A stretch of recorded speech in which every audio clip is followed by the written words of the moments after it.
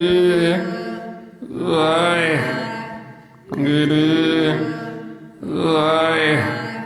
ਵਾਹਿਗੁਰੂ ਵਾਹਿਗੁਰੂ ਵਾਹਿਗੁਰੂ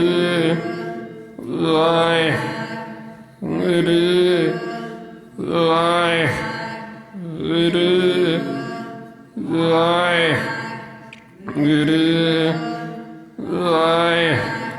ਵਾਹਿਗੁਰੂ ਵਾਹਿਗੁਰੂ ਵਾਹਿਗੁਰੂ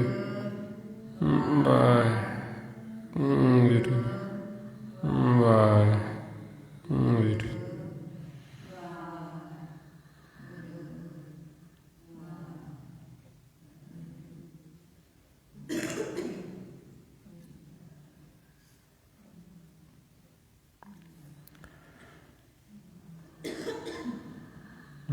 ਵਾਹਿਗੁਰੂ ਗੁਰੂ ਜੀ ਦੀ ਸਾਜੀ ਨਵਾਜੀ, ਗੁਰੂ ਰੂਪ ਗੁਰੂ ਪਿਆਰੀ ਸਾਧ ਸੰਗਤ ਜੀ, ਵਾਹਿਗੁਰੂ ਜੀ ਕਾ ਖਾਲਸਾ ਵਾਹਿਗੁਰੂ ਜੀ ਕੀ ਫਤਿਹ। ਗੁਰਮੁਖ ਪਿਆਰਿਓ, ਜੋ ਆਪਾਂ ਨੂੰ ਗੁਰਬਾਣੀ ਗੁਰੂ ਵਿੱਚ ਗੁਰੂ ਸਾਹਿਬਾਨਾਂ ਨੇ, ਭਗਤਾਂ ਨੇ, ਸੰਤਾਂ ਸਾਧੂਆਂ ਨੇ, ਗੁਰਸਿੱਖਾਂ ਨੇ, ਸਤਿਗੁਰੂ ਗੁਰੂ ਨਾਨਕ ਪਾਤਸ਼ਾਹ ਸਾਨੂੰ ਜੋ ਸਮਝਾਇਆ, ਜੋ ਸਾਨੂੰ ਭੇਦ ਦਿੱਤਾ, ਉਹਦੇ ਵਾਸਤੇ ਫਿਰ ਇਹ ਜੋ ਸਤ ਸੰਗਤ ਹੈ, ਇਸ ਨੂੰ ਗੁਰਬਾਣੀ ਗੁਰੂ ਵਿੱਚ ਸਕੂਲ ਦਾ ਨਾਮ ਦਿੱਤਾ। ਜਿੱਥੇ ਆ ਗਏ ਅਸੀਂ ਇਹ ਸਾਰੀ ਸਿੱਖਿਆ ਲੈਣੀ ਵੀ ਇਹ ਕਿਵੇਂ ਖੇਲ ਸ਼ੁਰੂ ਹੋਏ। ਜਿੱਥੇ ਆ ਕੇ ਅਸੀਂ ਇਹ ਭੇਤ ਲੈਣਾ ਵੀ ਸਾਡਾ ਮੂਲ ਕੀ ਹੈ, ਅਸੀਂ ਕਿੱਥੋਂ ਪੈਦਾ ਹੋਏ ਹਾਂ, ਕਿਵੇਂ ਪ੍ਰਗਟ ਹੋਏ ਹਾਂ। ਇਹ ਸਾਰੀ ਜਿਹੜੀ ਸ੍ਰਿਸ਼ਟੀ, ਇਹਦੀ ਕਿਵੇਂ ਰਚਨਾ ਹੋਈ ਹੈ, ਇਹ ਸਾਰਾ ਫਿਰ ਆਪਾਂ ਨੂੰ ਗੁਰੂ ਨਾਨਕ ਪਾਤਸ਼ਾਹ ਨੇ ਭੇਤ ਦਿੱਤਾ। ਇਹ ਭੇਤ ਲੈਣ ਵਾਸਤੇ ਹੁਣ ਆਪਾਂ ਇਹ ਸਤ ਸੰਗਤ 'ਚ ਆਉਣੀ, ਸਤਿਗੁਰਾਂ ਪਾਸ ਸੁਣਨੀ ਬਈ, ਤਾਂ ਕਿ ਸਾਨੂੰ ਇਹ ਸਾਰਾ ਭੇਤ ਆ ਜੀ ਸਾਨੂੰ ਸੋਝੀ ਅੱਜ। ਅਤੇ ਉਹਦੇ ਵਾਸਤੇ ਫਿਰ ਮਹਾਰਾਜ ਕਹਿੰਦੇ ਬਈ ਇਹ ਸਤ ਸੰਗਤ ਮੇਰਾ ਸਕੂਲ ਹੈ। ਜਿਵੇਂ ਆਪਾਂ ਦੇਖਦੇ ਹਾਂ ਵੀ ਸਕੂਲਾਂ ਦੇ ਵਿੱਚ ਪੜ੍ਹਾਈ ਹੁੰਦੀ, ਉੱਥੇ ਟੀਚਰ ਸਾਹਿਬਾਨ ਇਹ ਬੋਰਡ ਦਾ ਇਸਤੇਮਾਲ ਕਰਦੇ। ਹੁਣ ਇਹ ਬੋਰਡ ਦਾ ਇਸਤੇਮਾਲ ਕਿਉਂ ਕੀਤਾ ਜਾਂਦਾ ਬਈ, ਤਾਂ ਕਿ ਸਾਰਿਆਂ ਦੀ ਜਿਹੜੀ ਦ੍ਰਿਸ਼ਟੀ ਹੈ ਵੀ ਆਪਣੀ ਇੱਕ ਥਾਂ 'ਤੇ ਇਕਾਗਰ ਹੋ ਜੇ ਇੱਥੇ, ਅਤੇ ਜੋ ਆਪਾਂ ਨੂੰ ਸਮਝਾਇਆ ਜਾਵੇ ਉਹਦੀ ਸਾਨੂੰ ਚੰਗੀ ਤਰ੍ਹਾਂ ਸਮਝ ਲੱਗ ਜੇ ਬਈ ਸਾਡਾ ਮਨ ਹੈ ਜਿਹੜਾ ਉਹ ਪਾਸੇ ਨਾ ਜਾਵੇ। ਔਰ ਇਸੇ ਤਰ੍ਹਾਂ ਹੀ ਆਪਾਂ ਵੀ ਇਹ ਬੋਰਡ ਰੱਖੀਏ ਵੀ ਤਾਂ ਕਿ ਜੋ ਸਾਨੂੰ ਗੁਰਬਾਣੀ ਗੁਰੂ ਸਮਝਾਉਣਾ ਚਾਹੁੰਦੇ ਆਪਾਂ ਨੂੰ ਉਹਦੀ ਸਮਝ ਲੱਗ ਜੇ। ਇਸ ਲਈ ਮਹਾਰਾਜ ਸਤ ਸੰਗਤ ਨੂੰ ਸਕੂਲ ਦਾ ਨਾਮ ਦਿੰਦੇ ਹੋਏ ਫਰਮਾਉਂਦੇ, ਸਤ ਸੰਗਤ ਸਤਿਗੁਰ ਚਟਸਾਲ ਹੈ, ਜਿਤ ਹਰ ਗੁਣ ਸਿੱਖਾਂ। ਵੀ ਇਹ ਸਤ ਸੰਗਤ ਸਤਿਗੁਰ ਦਾ ਸਕੂਲ ਹੈ। ਸਕੂਲ ਦੇ ਵਿੱਚ ਪੜ੍ਹਾਈ ਚੱਲਦੀ, ਸਕੂਲ ਦੇ ਵਿੱਚ ਗਿਆਨ ਦਿੱਤਾ ਜਾਂਦਾ। ਹੁਣ ਇਸੇ ਤਰ੍ਹਾਂ ਹੀ ਸਤਿਗੁਰੂ ਕਹਿੰਦੇ ਮੇਰਾ ਸਕੂਲ ਹੈ, ਅਤੇ ਇੱਥੇ ਆ ਕੇ ਅਸੀਂ ਇਹ ਗਿਆਨ ਲੈਣਾ, ਇਹ ਵਿਦਿਆ ਸਿੱਖਣੀ। ਇਹਨੂੰ ਬ੍ਰਹਮ ਦਾ ਗਿਆਨ ਕਹਿੰਦੇ, ਬ੍ਰਹਮ ਵਿਦਿਆ। ਬ੍ਰਹਮ ਕਹਿੰਦੇ ਪਰਮਾਤਮਾ ਨੂੰ ਵੀ ਕਿਵੇਂ ਇਹ ਸਾਰਾ ਬ੍ਰਹਮ ਤੋਂ ਪਸਾਰਾ ਹੋਏ, ਕਿਵੇਂ ਇੱਕ ਤੋਂ ਅਨੇਕ ਰੂਪ ਵਿੱਚ ਪ੍ਰਗਟ ਹੋਏ ਨੇ। ਹੁਣ ਆਪਾਂ ਨੂੰ ਗੁਰੂ ਨਾਨਕ ਪਾਤਸ਼ਾਹ ਸਮਝਾਉਣਾ ਸ਼ੁਰੂ ਕਰਦੇ ਇੱਕ ਤੋਂ, ਵੀ ਜੋ ਇੱਕ ਹੈ ਉਹ ਪਰਮਾਤਮਾ ਹੈ ਨਿਰੰਕਾਰ। ਜੋ ਆਪਾਂ ਪੜ੍ਹਦੇ ਹਾਂ ਇੱਕ, ਫਿਰ ਇਸ ਤੋਂ ਅੱਗੇ ਆਕਾਰ ਦੇ ਵਿੱਚ ਪ੍ਰਗਟ ਹੋਏ ਨੇ ਓਅੰਕਾਰ।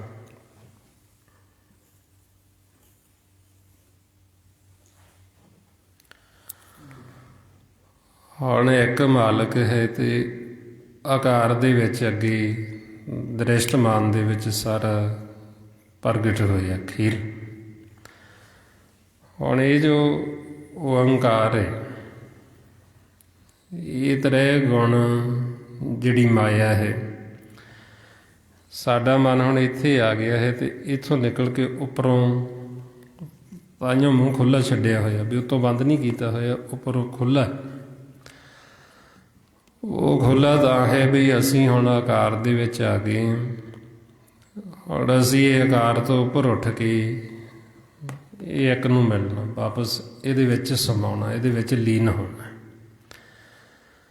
ਜੇ ਤਾਂ ਅਸੀਂ ਸਮਾ ਜਾਂਦੇ ਹਾਂ, ਅਸੀਂ ਖੇਲ ਨੂੰ ਜਿੱਤ ਜਾਂਦੇ ਹਾਂ, ਅਤੇ ਨਹੀਂ ਤਾਂ ਅਸੀਂ ਫਿਰ ਵਾਪਸ ਇੱਧਰ ਵਿੱਚ ਹੀ ਆਕਾਰਾਂ ਦੇ ਵਿੱਚ ਹੀ ਘੁੰਮੀ ਜਾਂਦੇ, ਇੱਥੇ ਹੀ ਆਈ ਜਾਂਦੇ ਵਾਰ-ਵਾਰ। ਹੌਲੇ ਕਿਵੇਂ ਇੱਕ ਤੋਂ ਆਕਾਰ ਵਿੱਚ ਪ੍ਰਗਟ ਹੋਏ ਨੇ,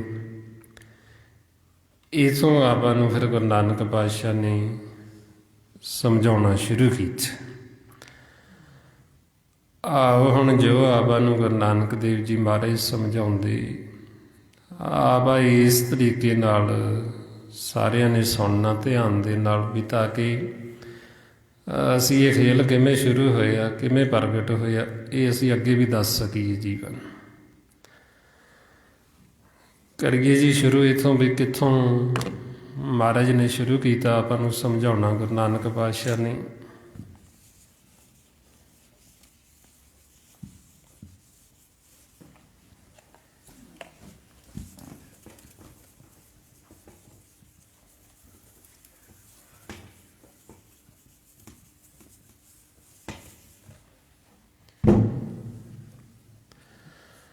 ਮਹਾਰਾਜ ਸੱਚੇ ਪਾਤਸ਼ਾਹ ਆਪਾਂ ਨੂੰ ਸਮਝਾਉਂਦੇ ਗੁਰੂ ਨਾਨਕ ਦੇਵ ਜੀ, ਬਈ ਜਦੋਂ ਇੱਥੇ ਹਜੇ ਸ੍ਰਿਸ਼ਟੀ ਦੀ ਰਚਨਾ ਨਹੀਂ ਸੀ ਹੋਈ, ਇੱਥੇ ਕੁਛ ਵੀ ਨਹੀਂ ਸੀ ਮੌਜੂਦ, ਕੋਈ ਨਾ ਸੂਖਮ ਆਕਾਰ ਸੀ ਤੇ ਨਾ ਦ੍ਰਿਸ਼ਟਮਾਨ ਚੀਜ਼ ਸੀ।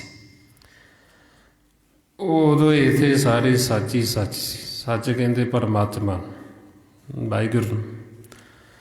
ਬਈ ਜਿਵੇਂ ਆ ਵੋਡ ਹੈ, ਇਹਦੇ 'ਤੇ ਹਜੇ ਕੁਛ ਨਹੀਂ ਆਪਾਂ ਬਣਾਇਆ, ਇਸੇ ਤਰ੍ਹਾਂ ਹੀ ਇੱਥੇ ਸਾਰੇ ਪ੍ਰਕਾਸ਼ ਹੀ ਪ੍ਰਕਾਸ਼ ਸੀ, ਸੱਚ ਹੀ ਸੱਚ ਸੀ, ਪਰਮਾਤਮਾ ਹੀ ਪਰਮਾਤਮਾ ਸੀ। ਹੁਣ ਜਦੋਂ ਮਾਲਕ ਨੂੰ ਵਿਚਾਰ ਬਣੀ ਬਈ ਮੈਂ ਅੱਗੇ ਖੇਲ ਸ਼ੁਰੂ ਕਰ, ਨਿਰੰਕਾਰ ਤੋਂ ਆਕਾਰ ਦੇ ਵਿੱਚ ਆਉਣਾ, ਇਹਨੂੰ ਸੂਖਮ ਕਹਿੰਦੇ। ਜਦੋਂ ਕੋਈ ਆਕਾਰ ਨਹੀਂ, ਇਹਨੂੰ ਸੂਖਮ ਕਹਿੰਦੇ, ਵੀ ਸੂਖਮ ਤੋਂ ਮੈਂ ਅਸਥੂਲ ਵਿੱਚ ਆਉਣਾ। ਅਸਥੂਲ ਕਹਿੰਦੇ ਵੀ ਜਿਹੜਾ ਆਪਾਂ ਨੂੰ ਦਿਖਾਈ ਦਿੰਦਾ, ਸੂਖਮ ਹੁੰਦਾ ਵੀ ਜਿਹੜਾ ਦਿਸਦਾ ਨਹੀਂ।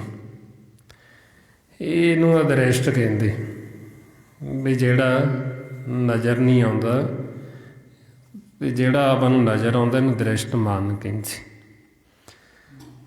ਬਈ ਮੈਂ ਅਦ੍ਰਿਸ਼ਟ ਤੋਂ ਦ੍ਰਿਸ਼ਟਮਾਨ ਵਿੱਚ ਪ੍ਰਗਟ ਹੋਣਾ, ਸੂਖਮ ਤੋਂ ਸਥੂਲ ਵਿੱਚ ਆਉਣਾ, ਇਹਨੂੰ ਨਿਰਗੁਣ ਕਹਿੰਦੇ। ਇਹ ਜੋ ਆਪਾਂ ਨੂੰ ਨਜ਼ਰ ਆਉਂਦਾ ਇਹਨੂੰ ਸਰਗੁਣ ਕਹਿੰਦੇ, ਵੀ ਨਿਰਗੁਣ ਤੋਂ ਸਰਗੁਣ ਰੂਪ ਵਿੱਚ ਪ੍ਰਗਟ ਹੋਣਾ, ਇਹਨੂੰ ਨਿਰੰਕਾਰ ਕਹਿੰਦੇ। ਅਤੇ ਬਾਕੀ ਇਹ ਆਕਾਰ ਨੇ, ਵੀ ਨਿਰੰਕਾਰ ਤੋਂ ਆਕਾਰ ਵਿੱਚ ਪ੍ਰਗਟ ਹੋਣਾ। ਜਦੋਂ ਮਾਲਕ ਨੂੰ ਵਿਚਾਰ ਆਇਆ, ਵਿਚਾਰ ਬਣੀ, ਉਹ ਬੋਲੇ, ਉੱਥੋਂ ਇੱਕ ਬਹੁਤ ਜ਼ਬਰਦਸਤ ਧਮਾਕਾ ਹੋਇਆ, ਜਿਹਨੂੰ ਪੁਰਾਤਨ ਸਮਿਆਂ ਦੇ ਵਿੱਚ ਕਹਿੰਦੇ ਸੀ ਵੀ ਸ਼ਬਦ ਹੋਏ। ਹੁਣ ਇਸੇ ਤਰ੍ਹਾਂ ਹੀ ਜਦੋਂ ਮਾਲਕ ਦੀ ਵਿਚਾਰ ਬਣੀ ਵੀ ਮੈਂ ਖੇਲ ਸ਼ੁਰੂ ਕਰਨਾ, ਪਹਿਲਾਂ ਤਾਂ ਪਰਮਾਤਮਾ ਹੀ ਸੀ, ਆਪ ਹੀ ਸੋਨੀ ਸੁੰਨ ਸੀ, ਪ੍ਰਕਾਸ਼ ਹੀ ਪ੍ਰਕਾਸ਼ ਸੀ ਸਾਰੇ। ਹੁਣ ਆਪਣੇ ਆਪ ਤੋਂ ਹੀ ਇਹ ਸਾਰਾ ਖੇਲ ਮਾਲਕ ਸ਼ੁਰੂ ਕਰਨ ਲੱਗੇ ਨੇ। ਅਤੇ ਸਤਿਗੁਰੂ ਗੁਰੂ ਨਾਨਕ ਦੇਵ ਜੀ ਕਹਿੰਦੇ ਬਈ ਜਦੋਂ ਇਹ ਖੇਲ ਸ਼ੁਰੂ ਕਰਨ ਲੱਗੇ ਮਾਲਕ, ਇਹਨਾਂ ਨੇ ਕਿਸੇ ਦੀ ਸਲਾਹ ਨਹੀਂ ਲਈ। ਹੁਣ ਸਤਿਗੁਰੂ ਕਹਿੰਦੇ ਵੀ ਸਲਾਹ ਕਿਹਦੀ ਲੈਂਦੇ, ਵੀ ਜਦੋਂ ਹੋਰ ਕੋਈ ਦੂਜਾ ਹੈ ਹੀ ਨਹੀਂ ਸੀ। ਸਲਾਹ ਤਾਂ ਜੀਵ ਤਾਂ ਕਿਸੇ ਨਾਲ ਕਰਦਾ ਨਾ ਵੀ ਜੇ ਕੋਈ ਹੋਰ ਹੋਵੇ। ਹੁਣ ਇਸੇ ਤਰ੍ਹਾਂ ਹੀ ਪਰਮਾਤਮਾ ਸਲਾਹ ਕਿਸੇ ਨਾਲ ਤਾਂ ਕਰਦੇ ਜੇ ਹੋਰ ਕੋਈ ਦੂਜਾ ਪੈਦਾ ਹੋਇਆ ਹੁੰਦਾ। ਸਿਰਫ ਉਦੋਂ ਹਜੇ ਪਰਮਾਤਮਾ ਹੀ ਪਰਮਾਤਮਾ ਸੀ। ਇਸ ਲਈ ਮਹਾਰਾਜ ਕਹਿੰਦੇ ਵੀ ਇਹਨਾਂ ਨੇ ਕਿਸੇ ਨਾਲ ਸਲਾਹ ਨਹੀਂ ਕੀਤੀ। ਫਰਮਾਉਂਦੇ ਨੇ ਜਦੋਂ ਆਪੇ ਥਾਟ ਕੀ ਆਵੇ ਕਰਤੇ, ਤਦੋਂ ਪੁੱਛਨ ਸੇਵਕ ਬੀਆ, ਤਦੋਂ ਕਿਆ ਕੋ ਲੇਵੇ ਕਿਆ ਕੋ ਦੇਵੇ, ਜਾਂ ਆਵਰ ਨਾ ਦੂਜਾ ਕੀ ਹੈ। ਵੀ ਉਦੋਂ ਕੋਈ ਦੂਜਾ ਹੋਰ ਪੈਦਾ ਹੀ ਨਹੀਂ ਸੀ ਹੋਇਆ, ਹੋਰ ਕੋਈ ਚੀਜ਼ ਪ੍ਰਗਟ ਹੀ ਨਹੀਂ ਸੀ ਹੋਈ ਬਈ ਜਿਹਦੇ ਨਾਲ ਮਾਲਕ ਸੱਚ ਸਲਾਹ ਮਸ਼ਵਰਾ ਕਰਦੇ। ਹੁਣ ਜਦੋਂ ਇਹਨਾਂ ਨੂੰ ਵਿਚਾਰ ਬਣੀ ਬਈ ਖੇਲ ਸ਼ੁਰੂ ਕਰਨਾ ਹੈ, ਇਹ ਮਾਲਕ ਬੋਲਿਆ। ਜਦੋਂ ਬੋਲੇ ਬਹੁਤ ਜ਼ਬਰਦਸਤ ਧਮਾਕਾ ਹੋਇਆ, ਜਿਹਨੂੰ ਗੁਰਬਾਣੀ ਗੁਰੂ ਵਿੱਚ ਫਿਰ ਸ਼ਬਦ ਦਾ ਨਾਮ ਦਿੱਤਾ, ਜਿਹਨੂੰ ਨਾਮ ਕਹਿ ਦਿੱਤਾ। ਜ਼ਿਆਦਾ ਜੀਵ ਨਾਮ ਨੂੰ ਸਮਝਦੇ, ਇਸ ਕਰਕੇ ਨਾਮ ਜ਼ਿਆਦਾ ਆਖਿਆ ਹੈ, ਸ਼ਬਦ ਥੋੜ੍ਹੇ ਘੱਟ ਸ਼ਬਦਾਂ ਦੇ ਵਿੱਚ ਆਖੇ। ਹੁਣ ਆਪਾਂ ਨੂੰ ਫਿਰ ਨਾਮ ਕਹਿ ਕੇ ਹੀ ਆਪਾਂ ਚੱਲਾਂਗੇ ਵੀ ਜੋ ਮਾਲਕ ਜਦੋਂ ਬੋਲੇ, ਉਹਨਾਂ ਦੇ ਮੁਖ ਦੇ ਵਿੱਚੋਂ ਜਿਹੜੀ ਆਵਾਜ਼ ਪ੍ਰਗਟ ਹੋਈ, ਉਹਨੂੰ ਗੁਰਬਾਣੀ ਗੁਰੂ ਵਿੱਚ ਨਾਮ ਕਹਿੰਦੇ ਨੇ।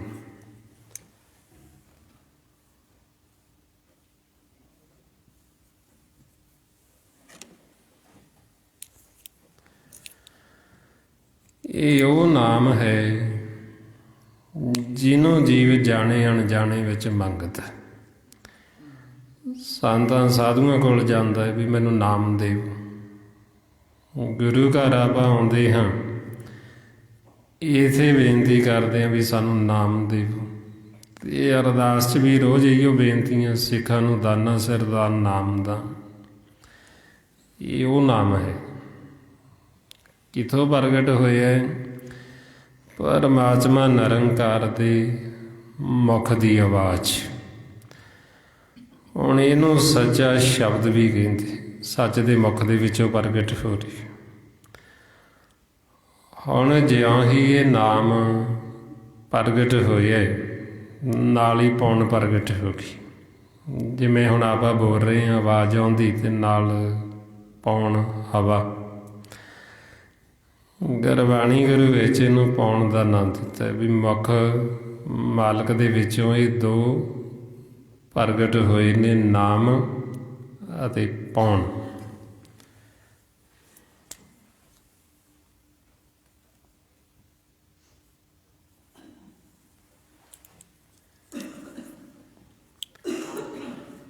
ਪੌਣ ਨੂੰ ਹੀ ਮਾਇਆ ਦਾ ਨਾਮ ਦਿੱਤਾ। ਜਿਹੜਾ ਦ੍ਰਿਸ਼ਟਮਾਨ ਹੈ ਇਹ ਅੱਗੇ ਪਾਉਣ ਤੋਂ ਸ਼ੁਰੂ ਹੋਣਾ ਅੱਗੇ। ਹੁਣ ਫੇਰ ਮਹਾਰਾਜ ਦੱਸਦੇ ਵੀ ਜਿਉਂ ਹੀ ਪੌਣ ਪ੍ਰਗਟ ਹੋਈ, ਪੌਣ ਤੋਂ ਅੱਗੇ ਪਾਣੀ ਤੇ ਅਗਨ ਪ੍ਰਗਟ ਹੋ ਗਈ।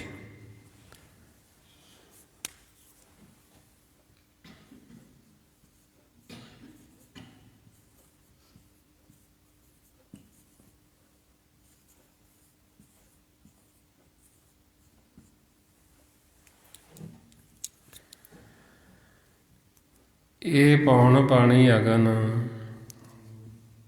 ਕਿੱਥੋਂ ਪ੍ਰਗਟ ਹੋਏ ਨੇ? ਮਹਾਰਾਜ ਗੁਰਬਾਣੀ 'ਚ ਦੱਸਦੇ ਇਹ ਸੱਚ ਹੈ ਪਰਮਾਤਮਾ, ਜਿੱਥੋਂ ਸਾਰਾ ਇਹ ਅੱਗੇ ਸ਼ੁਰੂ ਹੋ ਰਿਹਾ ਖੇਲ।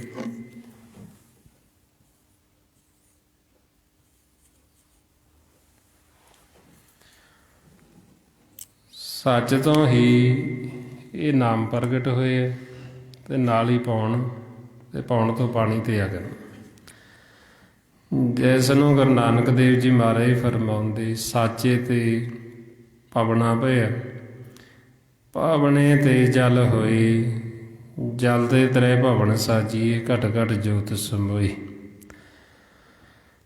ਹੁਣ ਜਿਉਂ ਹੀ ਮਾਲਕ ਬੋਲੇ, ਨਾਮ ਪ੍ਰਗਟ ਹੋਇਆ, ਪੌਣ ਪ੍ਰਗਟ ਹੋਈ, ਪਾਣੀ ਤੇ ਅਗਨ, ਤੇ ਇੱਥੇ ਜਿੱਥੇ ਸਾਰੇ ਪ੍ਰਕਾਸ਼ ਹੀ ਪ੍ਰਕਾਸ਼ ਸੀ, ਪਹਿਲਾਂ ਸੱਚ ਹੀ ਸੱਚ ਸੀ, ਇੱਥੇ ਸਾਰੇ ਧੁੰਦੂਕਾਰਾ ਹੋ ਗਿਆ। ਜਿਵੇਂ ਆਪਾਂ ਇਹ ਸਰਦੀਆਂ 'ਚ ਦੇਖਦੇ ਹਾਂ ਧੁੰਦ ਪੈ ਜਾਂਦੀ, ਇਸੇ ਤਰ੍ਹਾਂ ਇੱਥੇ ਸਾਰੇ ਧੁੰਦ ਹੀ ਧੁੰਦ ਹੋ ਗਈ, ਜਿਹਨੂੰ ਗੁਰੂ ਨਾਨਕ ਦੇਵ ਜੀ ਮਹਾਰਾਜ ਕਹਿੰਦੇ ਅਰਬਦ ਨਰਬਦ ਧੁੰਦੂਕਾਰਾ।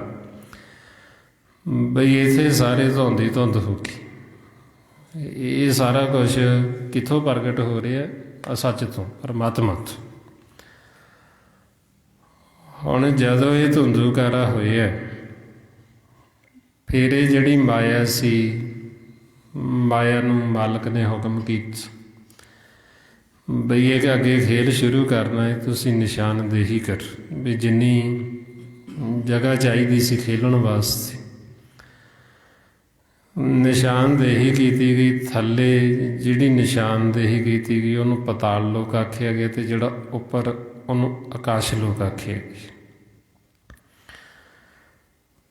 ਫਿਰ ਇਸ ਮਾਇਆ ਨੂੰ ਅੱਗੇ ਹੁਕਮ ਦਿੱਤਾ ਬਈ ਹੁਣ ਇਹਨਾਂ ਦੇ ਗਾਂ ਅੱਗੇ ਤੱਤ ਤਿਆਰ ਕਰਨ ਲੱਗੇ। ਇਹ ਜਿਹੜਾ ਪੌਣ, ਪਾਣੀ ਤੇ ਅਗਨ, ਜਦੋਂ ਇਹਨਾਂ ਦੇ ਅੱਗੇ ਤੱਤ ਦੇਖੇ,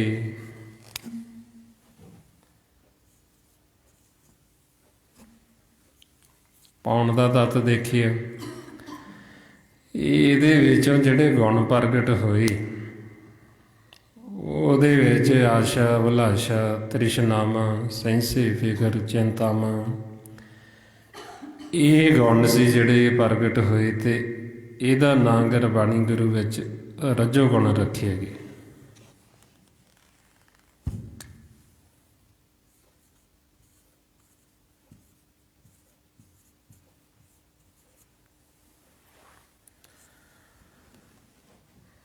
ਰਜੋ ਗੁਣ ਨੂੰ ਹੀ ਬ੍ਰਹਮਾ ਦਾ ਵੀ ਨਾਮ ਦਿੱਤਾ।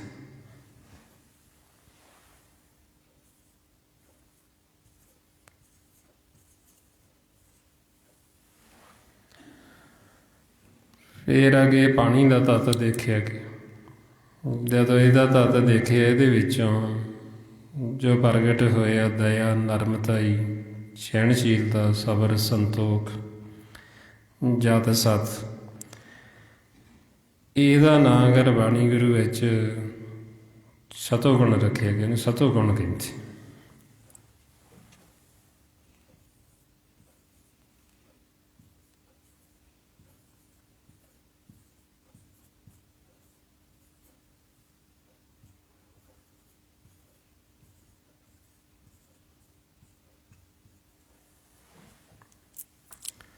ਵਿਸ਼ਨੂੰ ਵੀ ਕਹਿ ਦਿੱਤਾ ਇਸ। ਫਿਰ ਅੱਗੇ ਜਦੋਂ ਅਗਨ ਦਾ ਤੱਤ ਦੇਖਿਆ ਗਿਆ, ਉਹਦੇ ਗੁਣ ਦੇਖਣ ਲੱਗੇ, ਉਹਦੇ ਵਿੱਚੋਂ ਜੋ ਪ੍ਰਗਟ ਹੋਇਆ, ਇਹ ਕਾਮ, ਕ੍ਰੋਧ, ਲੋਭ, ਮੋਹ, ਹੰਕਾਰ, ਨਿੰਦਿਆ, ਚੁਗਲੀ, ਈਰਖਾ, ਵੈਰ, ਵਿਰੋਧ, ਇਹਦੇ ਵਿੱਚੋਂ ਇਹ ਗੁਣ ਪ੍ਰਗਟ ਹੋਏ। ਇਹਦਾ ਨਾਂ ਗੁਰਬਾਣੀ ਗੁਰੂ ਵਿੱਚ ਤਮੋ ਗੁਣ ਰੱਖਿਆ ਗਿਆ। ਉਹ ਤਮੋ ਗੁਣ ਕਹਿੰਦੇ।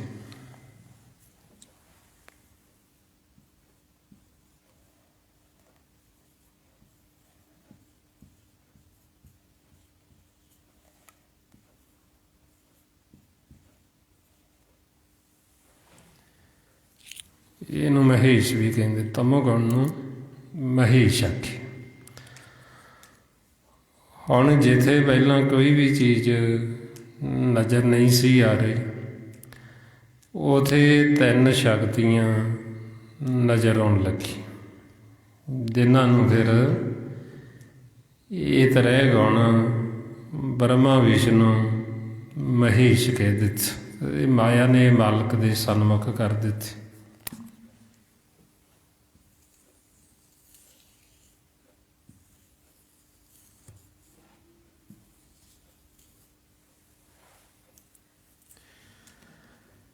ਇਹ ਹੁਣ ਜਿਹੜੇ ਤ੍ਰੈ ਗੁਣ ਨੇ ਬ੍ਰਹਮਾ ਵਿਸ਼ਨੂੰ ਮਹੇਸ਼, ਜਦੋਂ ਇਹਨਾਂ ਨੂੰ ਸੱਚ ਦੇ ਸਨਮੁਖ ਕੀਤਾ ਗਿਆ, ਮਾਲਕ ਨੇ ਦੇਖਿਆ, ਆਪਦਾ ਰੂਪ ਜਾਣ ਕੇ ਇਹਨਾਂ ਨੂੰ ਇਜਾਜ਼ਤ ਦੇ ਦਿੱਤੀ ਅਤੇ ਇਹਨਾਂ ਦੀਆਂ ਅੱਗੇ ਡਿਊਟੀਆਂ ਲਾ ਦਿੱਤੀ।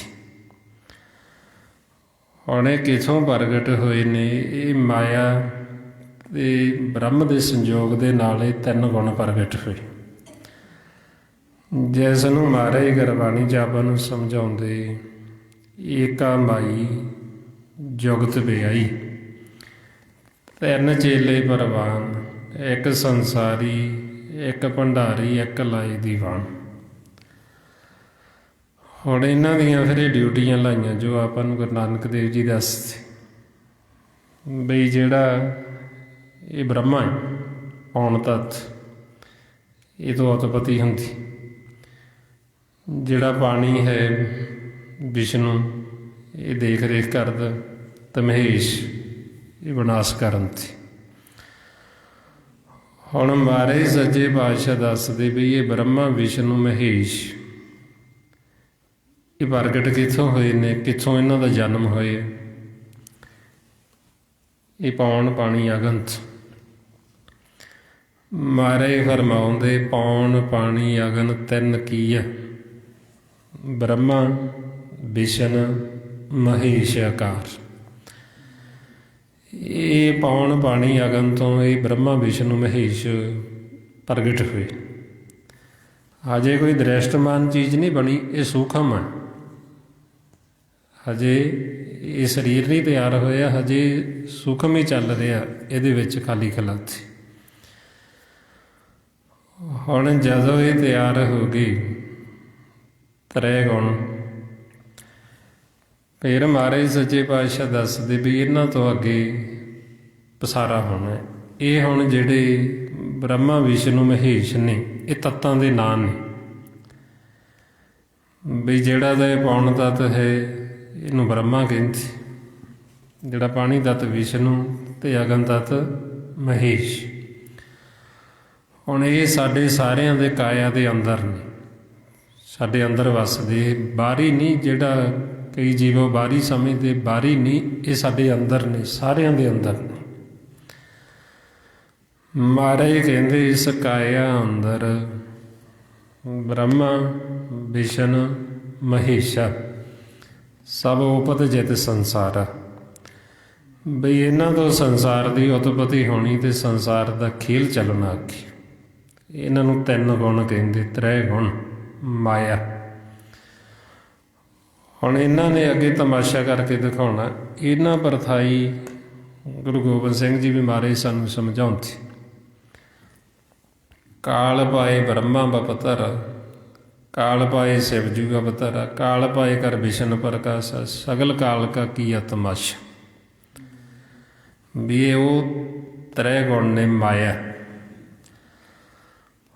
ਹੁਣ ਜਦੋਂ ਇਹ ਪ੍ਰਗਟ ਹੋ ਗਈ, ਫਿਰ ਇਹਨਾਂ ਤੋਂ ਅੱਗੇ ਦ੍ਰਿਸ਼ਟਮਾਨ ਨੇ ਜਿਹੜਾ ਉਹ ਤਿਆਰ ਹੋਣਾ।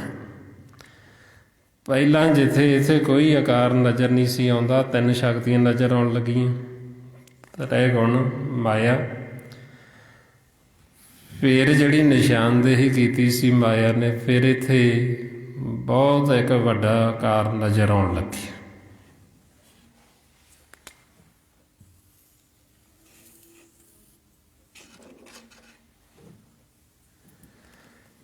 ਜਿਹਨੂੰ ਗੁਰਬਾਣੀ ਗੁਰੂ ਵਿੱਚ ਫਿਰ ਧਰਤੀ ਆਖਿਆ, ਧਰਮਸਾਲ। ਸਭ ਤੋਂ ਪਹਿਲਾਂ ਇਹ ਧਰਤੀ ਤਿਆਰ ਕੀਤੀ ਗਈ, ਜਿੱਥੇ ਜੀਵਾਂ ਨੇ ਆ ਕੇ ਵਸਣਾ ਸੀ, ਜਿੱਥੇ ਰਹਿਣਾ ਸੀ, ਜਿੱਥੇ ਖੇਲ ਚੱਲਣਾ ਸੀ। ਜਿਵੇਂ ਖੇਲ ਸ਼ੁਰੂ ਕਰਨਾ ਹੋਵੇ, ਖਿਡਾਰੀ ਖੇਡਣ ਹੋਣ ਤੇ ਗਰਾਊਂਡ ਦੀ ਲੋੜ ਪੈਂਦੀ, ਇਸੇ ਤਰ੍ਹਾਂ ਪਹਿਲਾਂ ਇਹ ਗਰਾਊਂਡ ਤਿਆਰ ਕੀਤੀ ਗਈ। ਇਹਨੂੰ ਧਰਮਸਾਲ ਦਾ ਵੀ ਨਾਮ ਦਿੱਤਾ। ਵੀ ਜਿਵੇਂ ਪੁਰਾਤਨ ਸਮਿਆਂ 'ਚ ਧਰਮਸ਼ਾਲਾ ਹੁੰਦੀਆਂ ਸੀ, ਬਈ ਮੁਸਾਫਰ ਆਉਂਦੇ, ਕੁਝ ਸਮਾਂ ਰਹਿੰਦੇ ਅਤੇ ਅੱਗੇ ਫਿਰ ਸਫ਼ਰ 'ਤੇ ਚੱਲ ਪੈਂਦੇ ਗਾ।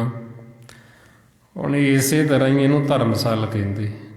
ਧਰਤੀ ਜਿਹਦੇ 'ਤੇ ਆਪਾਂ ਬੈਠੇ ਹਾਂ, ਵੀ ਇਹ ਧਰਤੀ ਹੁਣ ਕਿਵੇਂ ਬਣੀ, ਕਿਵੇਂ ਹੋਂਦ ਵਿੱਚ ਆਈ। ਜਦੋਂ ਇਹ ਧਰਤੀ ਬਣਾਈ ਗਈ ਥੱਲੇ ਜੋ ਨਿਸ਼ਾਨਦੇਹੀ ਕੀਤੀ ਸੀ, ਜਿਹਨੂੰ ਪਤਾਲ ਲੋਕ ਆਖਿਆ ਗਿਆ, ਉਹ ਪਤਾਲ ਦਾ ਤੱਤ ਲਿਆ ਗਿਆ। ਇਹ ਜਿਹੜੇ ਤ੍ਰੈ ਗੁਣ ਸੀ, ਬ੍ਰਹਮਾ ਵਿਸ਼ਨੂੰ ਮਹੇਸ਼, ਇਹਨਾਂ ਨੂੰ ਇਕੱਠਿਆਂ ਕੀਤਾ ਗਿਆ ਤੇ ਜੋ ਆਕਾਸ਼ ਤੱਤ ਸੀ ਉਹ ਲਿਆ ਗਿਆ।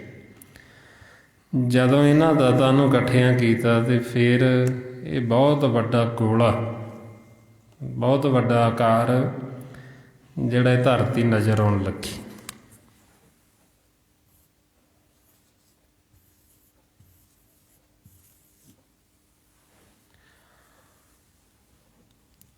ਹੁਣ ਇਹ ਧਰਤੀ ਕਿਵੇਂ ਬਣੀ ਹੈ, ਕਿਵੇਂ ਧਰਮਸਾਲ ਇਹ ਤਿਆਰ ਹੋਈ ਹੈ, ਇਹ ਸਾਨੂੰ ਗੁਰੂ ਨਾਨਕ ਜੀ ਮਹਾਰਾਜ ਰੋਜ਼ ਸਮਝਾਉਂਦੇ ਜਪਜੀ ਸਾਹਿਬ ਦੀ ਬਾਣੀ 'ਚ। ਪਾਣ ਪਾਣੀ ਅਗਨੀ ਪਤਾਲ, ਤਿਸ ਵਿੱਚ ਧਰਤੀ ਥਾਪ ਰੱਖੀ ਧਰਮਸਾਲ। ਬਈ ਇਹ ਪੌਣ ਪਾਣੀ ਅਗਨ ਆਕਾਸ਼ ਤੱਤ ਲਿਆ ਤੇ ਪਤਾਲ ਤੱਤ ਲਿਆ, ਤੇ ਉਹਦੇ ਸੰਯੋਗ ਦੁਆਰਾ ਇਹ ਧਰਮਸਾਲ ਸੀ ਜਿਹੜੀ ਇਹ ਧਰਤੀ ਤਿਆਰ ਹੋ ਗਈ। ਹੁਣ ਇਹ ਧਰਤੀ ਦੇ ਉੱਤੇ ਫਿਰ ਜੀਵਾਂ ਨੂੰ ਵਸਾਇਆ ਜਾਣਾ। ਗਰਾਊਂਡ ਤਿਆਰ ਹੋ ਗਈ, ਧਰਤੀ ਬਣ ਗਈ, ਬਹੁਤ ਵੱਡਾ ਆਕਾਰ ਨਜ਼ਰ ਆਉਣ ਲੱਗਿਆ। ਫਿਰ ਹੁਣ ਇਸ ਤੋਂ ਅੱਗੇ ਜਿਹੜੇ ਸਰੀਰ ਦ੍ਰਿਸ਼ਟਮਾਨ ਉਹ ਆਕਾਰ ਤਿਆਰ ਕਰਨੇ ਸੀ। ਹੁਣ ਇੱਥੇ ਤੱਕ ਸਮਝ ਲੱਗ ਗਈ ਜੀ ਸਾਰਿਆਂ ਨੂੰ, ਜਿਹਨੂੰ ਨਹੀਂ ਲੱਗੀ ਤਾਂ ਪੁੱਛ ਲਓ ਜੇ ਕਿਤੋਂ ਸ਼ੰਕਾ ਲੱਗਦਾ ਆਪਾਂ ਨੂੰ। ਬਈ ਸਭ ਤੋਂ ਜਿਹੜਾ ਸਾਡਾ ਮੂਲ ਆ, ਸੱਚ ਪਰਮਾਤਮਾ ਵਾਹਿਗੁਰੂ, ਵੀ ਉਹਨੂੰ ਨਹੀਂ ਆਪਾਂ ਭੁੱਲਣਾ, ਉਹਨੂੰ ਚੇਤੇ ਰੱਖਣਾ ਵੀ ਇਹ ਸਾਰਾ ਕੁਝ ਜੋ ਵੀ ਪ੍ਰਗਟ ਹੋ ਰਿਹਾ ਇਹ ਸੱਚ ਪਰਮਾਤਮਾ ਤੋਂ ਹੀ ਪ੍ਰਗਟ ਹੋ ਰਿਹਾ। ਹੁਣ ਜਦੋਂ ਇਹ ਸਾਰਾ ਕੁਝ ਪਰਮਾਤਮਾ ਦੇ ਵਿੱਚੋਂ ਹੀ ਪ੍ਰਗਟ ਹੋ ਰਿਹਾ ਤੇ ਇਹ ਰੱਖਿਆ ਕਿੱਥੇ ਜਾਂਦਾ, ਸਾਰਾ ਕੁਝ ਕਿੱਥੇ ਬਣ ਰਿਹਾ? ਸੱਚ ਪਰਮਾਤਮਾ ਜੋ ਹੈ ਵਾਹਿਗੁਰੂ, ਉਹਨੂੰ ਨਿਰੰਕਾਰ ਆਖੀਏ। ਹੁਣ ਨਿਰੰਕਾਰ ਐਸੀ ਕੋਈ ਥਾਂ ਨਹੀਂ ਵੀ ਜਿੱਥੇ ਉਹ ਨਹੀਂ ਹੈ, ਕਿਉਂਕਿ ਸਾਰੇ ਪਹਿਲਾਂ ਸੱਚ ਹੀ ਸੱਚ ਸੀ, ਪ੍ਰਕਾਸ਼ ਹੀ ਪ੍ਰਕਾਸ਼ ਸੀ। ਹੁਣ ਜੋ ਵੀ ਪੈਦਾ ਹੋ ਰਿਹਾ ਸੱਚ ਦੇ ਵਿੱਚੋਂ ਹੀ ਪੈਦਾ ਹੋ ਰਿਹਾ ਤੇ ਉਹ ਸੱਚ ਦੇ ਵਿੱਚ ਹੀ ਪੈਦਾ ਹੋ ਰਿਹਾ। ਇਸ ਵਾਸਤੇ ਫਿਰ ਜਿੱਥੇ ਸੱਚ ਵਸਦਾ ਮਾਲਕ, ਉਹਨੂੰ ਗੁਰੂ ਨਾਨਕ ਦੇਵ ਜੀ ਨੇ ਸੱਚਖੰਡ ਦਾ ਨਾਮ ਦਿੱਤਾ। ਸੱਚਖੰਡ, ਸੱਚਖੰਡ ਦੇ ਵਿੱਚ ਕਿਹਦਾ ਵਾਸਾ, ਕੌਣ ਰਹਿੰਦਾ? ਮਹਾਰਾਜ ਕਹਿੰਦੇ ਸੱਚਖੰਡ ਵਸੇ ਨਿਰੰਕਾਰ। ਹੁਣ ਇਹ ਜੋ ਵੀ ਪੈਦਾ ਹੋ ਰਿਹਾ ਇਹ ਸੱਚਖੰਡ ਦੇ ਵਿੱਚ ਹੀ ਰੱਖਿਆ ਜਾਣਾ। ਜਿਵੇਂ ਹੁਣ ਇਹ ਧਰਤੀ ਬਣੀ ਹੈ, ਧਰਤੀ ਕਿਹਦੇ ਵਿੱਚ ਬਣੀ ਹੈ? ਸੱਚਖੰਡ ਦੇ ਵਿੱਚ। ਇਹ ਜਿਹੜਾ ਬ੍ਰਹਮਾ ਵਿਸ਼ਨੂੰ ਮਹੇਸ਼ ਨੇ ਇਹ ਕਿਹਦੇ ਵਿੱਚ ਬਣੇ? ਵੀ ਸੱਚਖੰਡ ਦੇ ਵਿੱਚ ਹੀ ਬਣੇ। ਹੁਣ ਇਸ ਵਾਸਤੇ ਫਿਰ ਆਪਾਂ ਨੂੰ ਸਮਝਾਉਂਦੇ ਵੀ ਸੱਚਖੰਡ ਕੀ ਹੈ। ਇਹ ਜਿਹੜਾ ਆਪਾਂ ਖਾਲੀ ਖਲਾ ਦੇਖਦੇ ਧਰਤੀ ਤੋਂ ਅਸਮਾਨ ਤੱਕ, ਇਹਨੂੰ ਸੱਚਖੰਡ ਕਹਿੰਦੇ।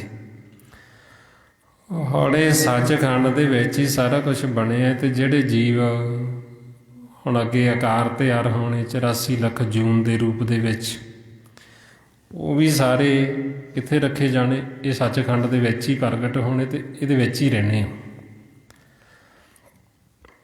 ਤਾਈਓ ਆਪਾਂ ਨੂੰ ਫਿਰ ਮਾਰੇ ਸਮਝਾਉਂਦੇ ਬਈ ਸੱਚਖੰਡ ਦੇ ਵਿੱਚ ਵਾਸਾ ਹੈ ਨਿਰੰਕਾਰ ਦਾ, ਪਰਮਾਤਮਾ ਦਾ, ਅਤੇ ਉਹ ਸਾਨੂੰ ਫਿਰ ਜੀਵਾਂ ਨੂੰ ਸਾਰਿਆਂ ਨੂੰ ਅੱਗੇ ਸਾਡੀ ਪਾਲਣਾ ਪੋਸ਼ਣਾ ਕਰਨਗੇ ਤੇ ਸਾਨੂੰ ਆਪਦੀ ਨਜ਼ਰ ਹੇਠ ਰੱਖਣਗੇ।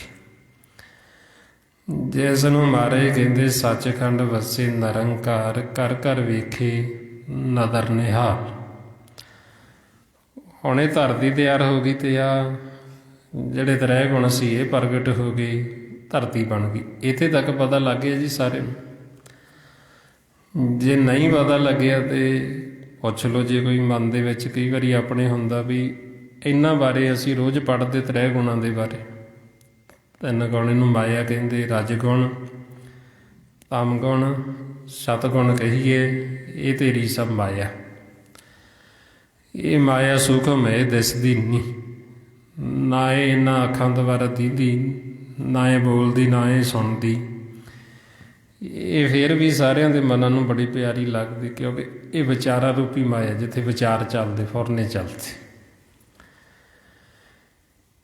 ਇਹਨੂੰ ਹੀ ਮਹਾਰਾਜ ਕਹਿੰਦੇ, ਨੈ ਸੁਣੀਏ ਨੈ ਬਕੀਏ ਨੈ ਨੇਤਰੋ ਡੀਠੀ, ਐਸੀ ਠਗੌਰੀ ਪਾਏ ਭੁਲਾਵੇ ਮਨ ਸਭ ਕੇ ਲਾਗੇ ਮਿੱਠੀ। ਮਨਾਂ ਨੂੰ ਇਹ ਮਿੱਠੀ ਲੱਗਦੀ, ਇਹ ਉਹ ਮਾਇਆ। ਹੁਣ ਇਸੇ ਦਾ ਕਿ ਜਿਹੜਾ ਰਹਿ ਗੁਣ ਪ੍ਰਗਟ ਹੋ ਗਏ ਤੇ ਆ ਧਰਤੀ ਸੀ, ਜਿਹੜੀ ਧਰਤੀ ਬਣ ਗਈ ਧਰਮਸਾਲ। ਠੀਕ ਹੈ ਜੀ, ਹੁਣ ਇਸ ਤੋਂ ਅੱਗੇ ਚੱਲੀਏ।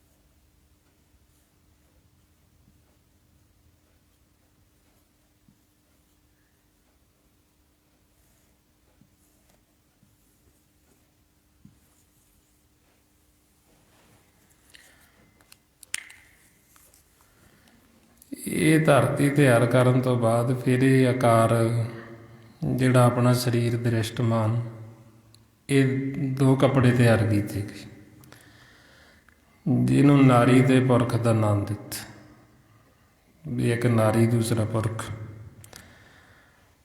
ਹੁਣ ਇਹ ਜਿਹੜਾ ਆਕਾਰ ਤਿਆਰ ਕੀਤਾ ਵਿਧੀ ਜੁਗਤੀ ਉਹੀਓ ਵਰਤੀ ਜਿਹੜੀ ਇਹ ਧਰਤੀ ਨੂੰ ਬਣਾਉਣ ਵਾਸਤੇ ਵਰਤੀ। ਸਿਰਫ ਇਹ ਧਰਤੀ ਦੇ ਵਿੱਚ ਪਤਾਲ ਤੱਤ ਲਿਆ ਗਿਆ, ਫਿਰ ਆਪਣੇ ਸਰੀਰ 'ਚ ਪਤਾਲ ਤੱਤ ਨਹੀਂ, ਸਿਰਫ ਇਹ ਮਿੱਟੀ ਤੱਤ ਲੈ ਲਏ। ਮਿੱਟੀ ਤੱਤ ਲਿਆ, ਆਕਾਸ਼ ਤੱਤ, ਇਹ ਪੌਣ ਪਾਣੀ ਅਗਨ। ਇਹ ਜਦੋਂ ਲੋੜ ਮੁਤਾਬਕ ਇਕੱਠੇ ਕੀਤੇ ਤੇ ਇਹ ਆਕਾਰ ਪ੍ਰਗਟ ਹੋ ਗਿਆ, ਆਕਾਰ ਨਜ਼ਰ ਆਉਣ ਲੱਗੇ। ਜਿਸ ਤਰ੍ਹਾਂ ਇਹ ਸਰੀਰ ਬਣਿਆ, ਇਸੇ ਤਰ੍ਹਾਂ ਹੀ ਫਿਰ ਹੋਰ ਜੀਵਾਂ ਦੇ ਜਿਹੜੇ ਸਰੀਰ ਆਕਾਰ ਉਹ ਤਿਆਰ ਹੋਏਗੀ,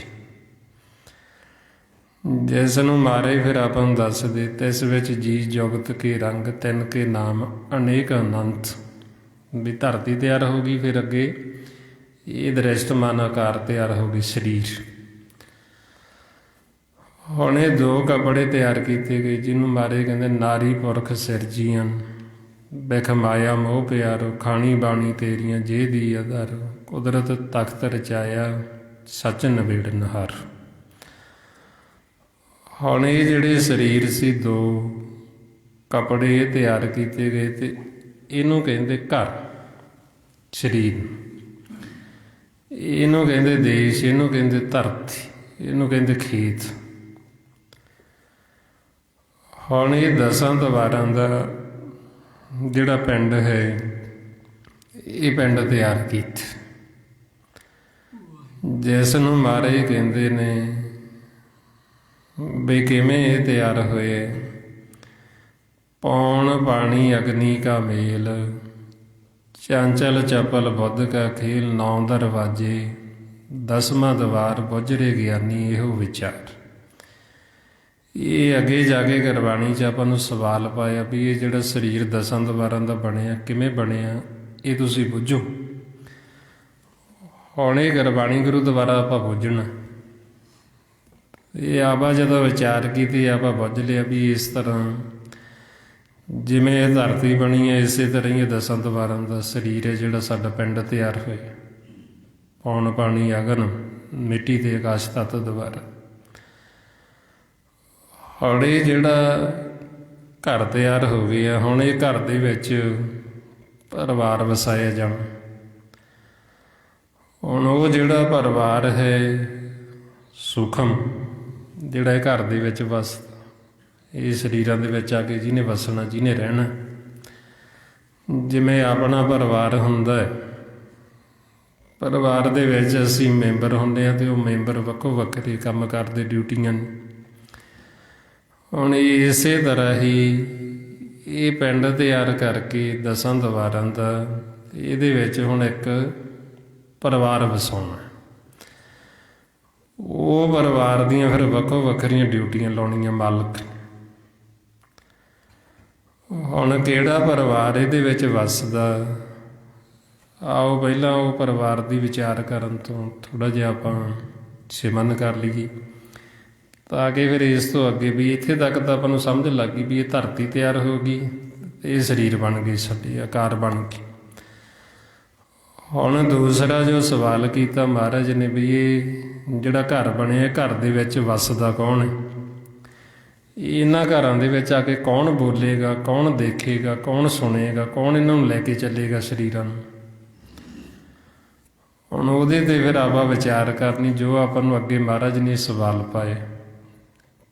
ਕਥਤਾ ਬਖਤਾ ਸੁਣਤਾ ਸੋਈ, ਆਪ ਵਿਚਾਰੇ ਸੋ ਗਿਆਨੀ ਹੋਈ। ਬਈ ਜਿਹਨੇ ਇਹ ਸਮਝ ਲਿਆ ਵੀ ਇਹ ਪਿੰਡਾਂ ਦੇ ਵਿੱਚ ਕੌਣ ਵੱਸਦਾ, ਵੀ ਕੌਣ ਬੋਲਦਾ, ਕੌਣ ਦੇਖਦਾ, ਕੌਣ ਸੁਣਦਾ ਇਹਦੇ ਵਿੱਚ, ਉਹਨੂੰ ਗਿਆਨੀ ਕਹਿੰਦੇ, ਵੀ ਇਹਨੂੰ ਗਿਆਨ ਹੈ, ਗਿਆਨੀ। ਹੁਣ ਇਸ ਤੋਂ ਪਹਿਲਾਂ ਵੀ ਕਿਹੜਾ ਪਰਿਵਾਰ ਵੱਸਦਾ, ਥੋੜ੍ਹਾ ਜਿਹਾ ਆਪਾਂ ਸਿਮਰਨ ਕਰ ਲਈਏ, ਵੀ ਤਾਂ ਕਿ ਇਹ ਜਿਹੜੀ ਕਹਾਣੀ ਇਹ ਸਾਰਾ ਸੂਖਮ ਹੈ, ਖੇਲ ਚੱਲਦਾ, ਇਹ ਸਾਰਾ ਸਾਡੇ ਮਨ ਨੂੰ ਸਮਝਾਇਆ ਜਾਂਦਾ। ਜੇ ਸਾਡਾ ਮਨ ਵਿਚਾਰਾਂ 'ਚ ਤੇ ਸਾਨੂੰ ਸਮਝ ਨਹੀਂ ਲੱਗੇਗੀ। ਜਿਹਨੂੰ ਸਮਝਾਉਣਾ ਜੇ ਉਹੀਓ ਸੁੱਤਾ ਪਿਆ ਤੇ ਉਹਨੂੰ ਸਮਝ ਹੀ ਨਹੀਂ ਆਉਣੀ ਵੀ ਮੈਨੂੰ ਕੀ ਸਮਝਾ ਰਹੇ, ਕੀ ਕਹਿ ਰਹੇ ਨੇ। ਇਸ ਲਈ ਸਾਡੇ ਮਨ ਦਾ ਜਾਗਣਾ ਜ਼ਰੂਰੀ ਹੈ। ਮਨ ਸੌਂਦਾ ਕਿਵੇਂ? ਇਹਨਾਂ ਵਿਚਾਰਾਂ 'ਚ, ਫੁਰਨਿਆਂ 'ਚ, ਤਿੰਨਾਂ ਗੁਣਾਂ ਦੇ ਵਿੱਚ। ਹੁਣ ਇਹਨੇ ਜਾਗਣਾ ਹੈ ਸਿਮਰਨ ਕਰਕੇ। ਜਦੋਂ ਸਿਮਰਨ ਕਰਾਂਗੇ, ਜਾਗਾਂਗੇ, ਤੇ ਫਿਰ ਇਹਨੂੰ ਸਮਝ ਲੱਗਣੀ ਵੀ ਸਾਨੂੰ ਆਹ ਸਮਝਾ ਰਹੇ ਗੁਰਬਾਣੀ। ਆਓ ਹੁਣ ਮਨ ਨੂੰ ਜਗਾਉਣ ਵਾਸਤੇ ਜੋ ਮਹਾਰਾਜ ਆਪਾਂ ਨੂੰ ਸਿਮਰਨ ਦੱਸਦੇ, ਸਿਮਰ ਸਿਮਰ ਸਿਮਰ ਗੁਰ ਆਪਣਾ ਸੋਇਆ ਮਨ ਜਗਾਈ। ਆਓ ਸਾਰੇ ਗੁਰਮੁਖ ਪਿਆਰੇ ਕਰੋ ਜੀ ਸ਼ੁਰੂ। ਵਾਹਿਗੁਰੂ ਵਾਹਿਗੁਰੂ ਵਾਹਿਗੁਰੂ ਵਾਹਿਗੁਰੂ ਵਾਹਿਗੁਰੂ ਵਾਹਿਗੁਰੂ।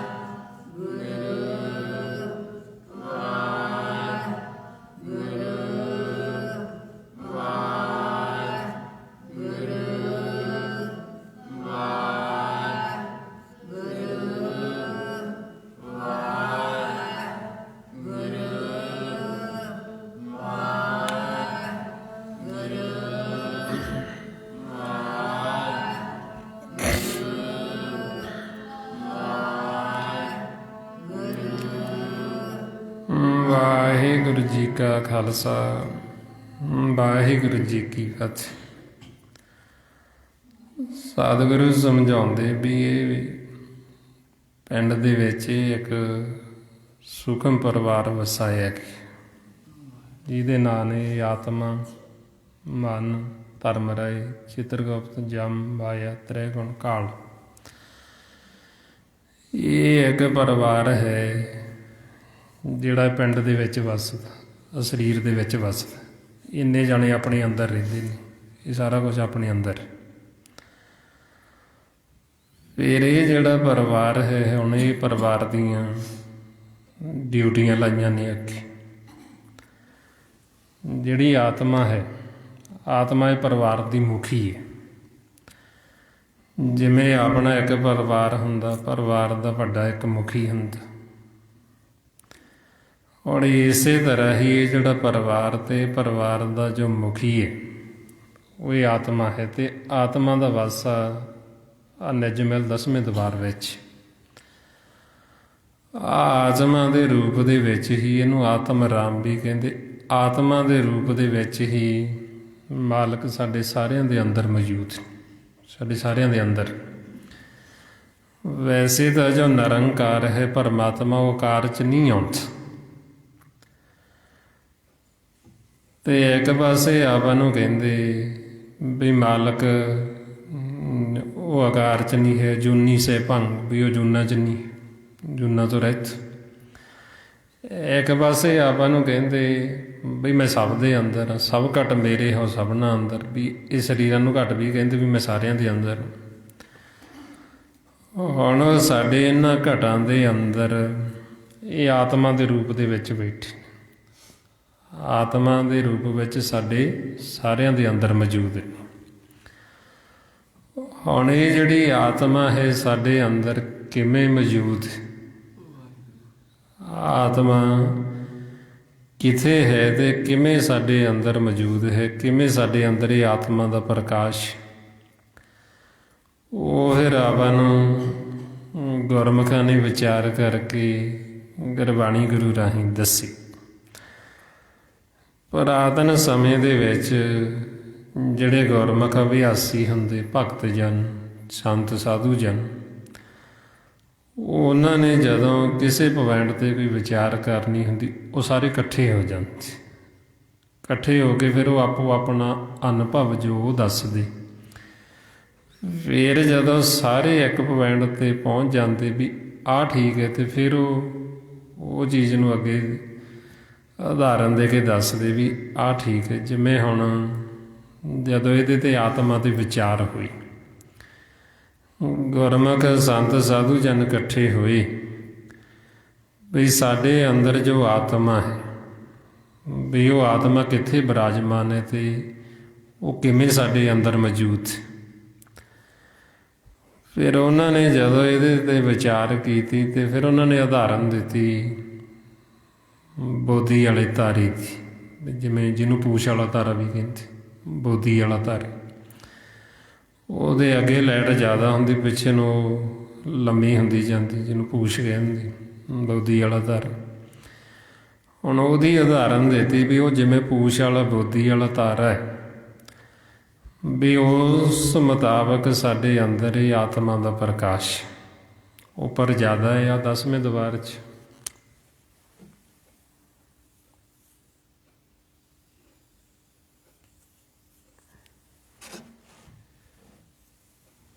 ਇਹ 10ਵੇਂ ਦਵਾਰ ਤੋਂ ਸਾਡੀ ਇਹ ਜਿਹੜੀ ਨਾਭੀ ਹੈ, ਜਿਹਨੂੰ ਧੁੰਨੀ ਕਹਿੰਦੇ ਆਪਾਂ, ਇੱਥੇ ਤੱਕ ਇਹਦੇ ਵਿੱਚੋਂ ਪ੍ਰਕਾਸ਼ ਆਉਂਦਾ ਹੈ, ਲੰਮਾ ਹੁੰਦਾ ਜਾਂਦਾ। ਇਹਨੂੰ ਫਿਰ ਮਹਾਰਾਜ ਕਹਿੰਦੇ ਭਾਰਾ ਚੜ੍ਹਿਆ ਲੰਮਾ, ਕਿਉਂ ਨਦਰ ਨਿਹਾਲੀਏ ਰਾਮ, ਸੇਵਕ ਪੂਰ ਕਰਮਾ, ਸਤਿਗੁਰ ਸ਼ਬਦ ਦਿਖਾਲਿਆ ਰਾਮ। ਗੁਰ ਸ਼ਬਦ ਦਿਖਾਲਿਆ, ਸੱਚ ਸੰਭਾਲਿਆ, ਅਹਨਸ ਦੇਖ ਵਿਚਾਰਿਆ। ਬਈ ਜਦੋਂ ਗੁਰਮੁਖਾਂ ਨੇ ਦਿਨ ਰਾਤ ਇਹਦੇ 'ਤੇ ਵਿਚਾਰ ਕੀਤੀ ਅਤੇ ਫਿਰ ਉਹਨਾਂ ਨੇ ਉਦਾਹਰਨ ਦਿੱਤੀ ਵੀ ਇਹ ਲੰਮਾ ਤਾਰਾ ਜਿਹੜਾ ਬੁੱਧੀ ਵਾਲਾ, ਵੀ ਉਸੇ ਤਰ੍ਹਾਂ ਹੀ ਇਹ ਸਾਡੇ ਅੰਦਰ ਜਿਹੜੀ ਆਤਮਾ, ਇਹ ਆਤਮਾ ਦਾ ਪ੍ਰਕਾਸ਼। ਹੁਣ 10ਵੇਂ ਦਵਾਰ 'ਚ ਉੱਪਰ ਪ੍ਰਕਾਸ਼ ਜ਼ਿਆਦਾ ਹੈ। ਇਹ ਸਾਡੇ ਅੰਦਰ ਇਹ 3 ਨਾੜੀਆਂ ਨੇ, ਜਿਨ੍ਹਾਂ ਨੂੰ ਇਹ ਰੀੜ੍ਹ ਦੀ ਹੱਡੀ ਕਹਿੰਦੇ, ਇਹਨੂੰ ਮੇਹ ਡੰਡ ਦਾ ਨਾਂ ਦਿੱਤਾ। ਇਹਦੇ ਵਿੱਚ 2 ਤਾਂ ਈੜਾ ਪਿੰਗਲਾ, ਜਿਨ੍ਹਾਂ ਦੇ ਵਿੱਚ ਪੌਣ ਚੱਲਦੀ ਹੈ। ਇੱਕ ਹੈ ਸੁਖਮਣਾ ਨਾੜੀ। ਸੁਖਮਣਾ ਦੇ ਵਿੱਚ ਪ੍ਰਕਾਸ਼ ਚੱਲਦਾ ਹੈ, ਆਤਮਾ ਦਾ ਪ੍ਰਕਾਸ਼। ਉਹਦੇ ਵਿੱਚ ਬਲੱਡ ਨਹੀਂ ਹੁੰਦਾ, ਉਹਦੇ ਵਿੱਚ ਖੂਨ ਨਹੀਂ ਚੱਲਦਾ, ਉਹਦੇ ਵਿੱਚ ਹੀ ਪ੍ਰਕਾਸ਼ ਚੱਲਦਾ ਆਤਮਾ 'ਚ। ਹੁਣ ਇਹ ਜਿਹੜੇ ਦੋ ਸਿਰੇ ਨੇ ਇਹਦੇ ਸੁਖਮਣਾ ਨਾੜੀ ਦੇ। ਇੱਕ ਤਾਂ ਇਹ ਆਪਣੀ ਜਿਹੜੀ ਨਾਭੀ ਹੈ, ਨਾਭ ਘਾਟ 'ਤੇ ਇੱਥੇ ਖੁੱਲ੍ਹਦਾ ਹੈ। ਦੂਸਰਾ ਜਿਹੜਾ ਇਹ ਆਪਣੇ ਸਿਰ ਤੋਂ ਉੱਪਰ ਇਹ ਨਿਜਮਲ 10ਵੇਂ ਦੁਆਰ ਦੇ ਵਿੱਚ ਇੱਥੇ ਖੁੱਲ੍ਹਦਾ ਹੈ। ਹੁਣ ਇਹਦੇ ਜਿਹੜੇ ਸੁਖਮਣਾ ਨਾੜੀ ਇਹਦੇ ਵਿੱਚ ਛੇਕ ਨੇ, ਵੀ ਜਿਵੇਂ ਮਾਂ ਦਾ ਦੁੱਧ ਹੁੰਦਾ ਉਹਦੇ ਵਿੱਚ ਛੇਕ ਹੁੰਦੇ ਪਰ ਆਪਾਂ ਨੂੰ ਦਿਸਦੇ ਨਹੀਂ, ਇਸੇ ਤਰ੍ਹਾਂ ਹੀ ਇਹਦੇ ਵਿੱਚ ਛੇਕ ਹੈਗੇ ਪਰ ਉਹ ਦਿਖਾਈ ਨਹੀਂ ਦਿੰਦੇ।